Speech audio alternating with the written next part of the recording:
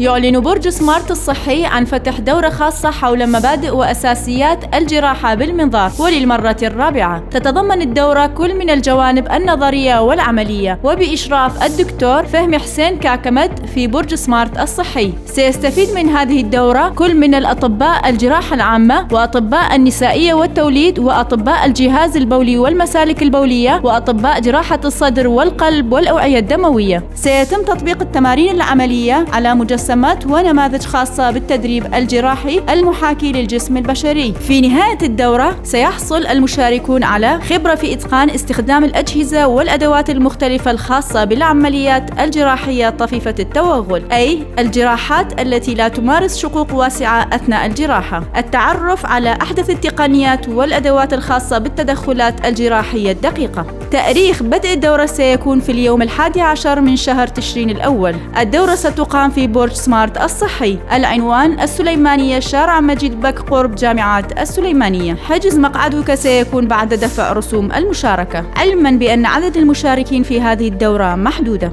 للمزيد من المعلومات والاستفسارات لا تتردد في التواصل معنا عبر البريد الإلكتروني ورقم الهاتف.